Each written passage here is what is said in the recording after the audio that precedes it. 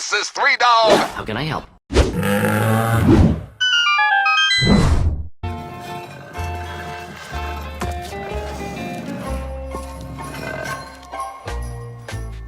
Jingle bell, jingle bell rock.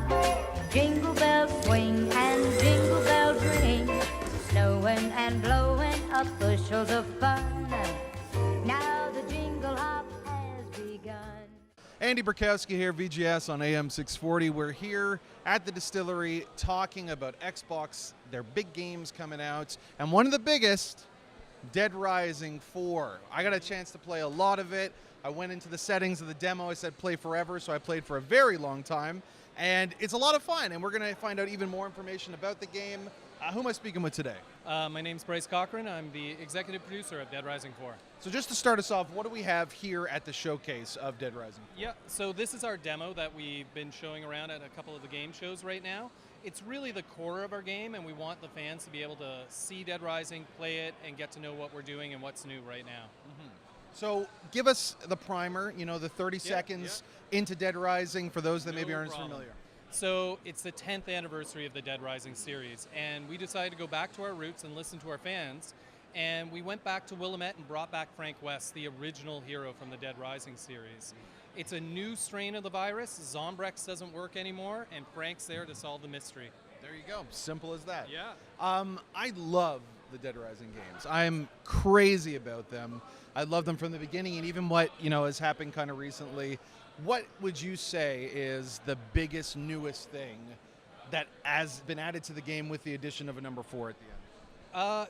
Well, there's been a lot of things. So we pushed our check beyond what we've ever done before. There are thousands and thousands of zombies on screen. We've also added 2 new classes of zombies to the game. You have the regular old horde that we've had in the past games, but now we've added what we call the fresh, newly infected zombies. They're faster, but they're still as dumb as wood. They will run off cliffs, run in front of traffic, they don't care what's going on. But the third class is what we call the Evo zombie. Those are the zombie virus has bonded with their host, and they are now more of a sentient zombie. They can think a little bit. They're not super intelligent, but they are more intelligent than the past. And then, of course, more combo weapons and the exosuit that you can combo as well. So more, bigger, better, and we can't forget the biggest thing about Dead Rising is it's a fun game, and we want to make sure we always make a fun game. So tell us a little bit again about the story. You mentioned that we're same character, same place. Where are we going from here? Why is he here? What's he doing? Sure. It's 16 years after the original outbreak, and when Frank West originally went and was a photojournalist and a part of the press going to discover what happened there. So in the lore of Dead Rising, he discovered what happened, but the government suppressed the story, so he never truly got to tell the world what really was happening. So now, new outbreak, Frank's older and wiser, he's coming back to actually solve the story once and for all. Awesome. One of my favorite things about the Dead Rising games, and it's something that I don't think is traditionally the favorite thing that people like, I loved how punishing it could be. Yeah. The fact that if you really wanted to get, I think it was in the first game of the second, the extra mode where you found out absolutely everything, you had to get everything at the exact right time. It was frantic, it was crazy. It's a different sort of game. I know that's not for everyone. Yep. For players like me, is there something that's still close to that, or are you going a little bit of a different direction? Well, we did change a few things. So in the previous Dead Risings, there was a timer base, and a lot of that in the game. We decided to take that out and really amp up the zombies as the punishment more than the timer. Okay. We want to allow our players to really explore this world we met. This is about the same footprint as Dead Rising 3 in overall scope, but there is way more that you can do going up high, going below the city, and exploring everywhere. So I would say it's more than double the size, really. And we want to reward people for exploring that and going into those places. Excellent. I really love as well in Dead Rising when you start to play for a little while, the zombies just become part of the environment. And that's exciting. It's almost great because it flows and shifts like the weather does. The real strong characters and the real enemies are the psychopaths that you meet, the characters that are off the wall crazy. Just love them. Dead Rising 4, are we going to have similar sort of characters? Yes and no. So we changed it up a little bit. Okay. So we still have the crazies in our game. Yeah. But in Dead Rising 1, and we're going back to our roots, like I said, it was all about real people in a horrible situation, and that's what made them psychopaths. In Dead Rising 2 and 3, we kind of went in a direction of crazy psychopaths. So we got back to our roots that these people are in a real environment and they may do really crazy things. And we've kept the psychos in, but we put them into a little bit more off to the side. So you can go find them, you can go interact with them, but they're not really what's driving the story forward. The story's all about real people in a horrible situation. It's an odd question, but when you think of a game like this, how do you fight against fatigue? You know, because you're entering this world, it's a lot of the same thing. It's fun what you're doing, but you're fighting zombies, and if you want someone to be in there for hours and hours at a time, how do you make hour 1 just as exciting as hour 15? Yeah, well, that's the huge challenge of every game, right? It's the depth of our game and what we have and the bosses and characters that we introduce as you go along. So you start off with your basic weapons going through and having fun, but then we introduce comboing, then more comboing, then different type of enemies, so that experience expands.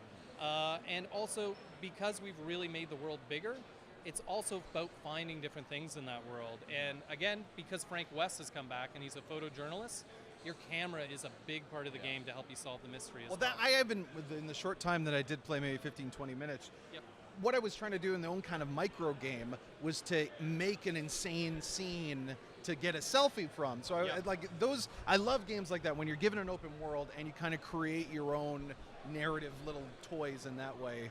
Dead Rising 4, is there going to be a lot of chances to do that? Oh yeah, for sure. So there's obviously things that progress the story ahead through photography, but there's also all that side content that you can go find all the Easter eggs, hidden clues, and that sort of stuff. And as you saw, one of our big popular features was the selfie mode. And one of the things you haven't seen here is our stealthy. Yeah. It's if you're in photography and you manage to sneak up on a zombie or an enemy, you get a nice side-by-side selfie shot. That's great. And then you take care of business like Frank West does. So.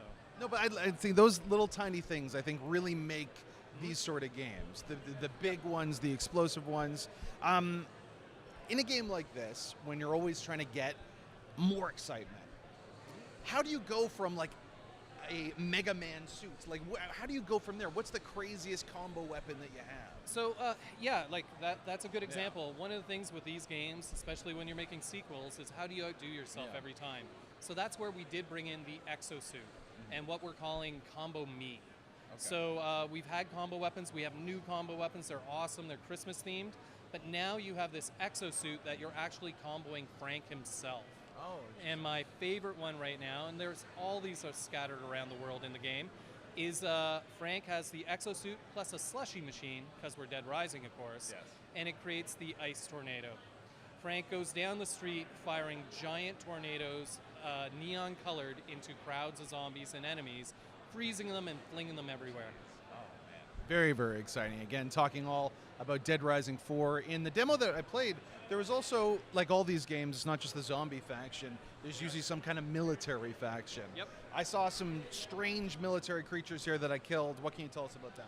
So a big thing for us is really trying to make a living and immersive world, and everybody's kind of chasing that one in the game industry right now.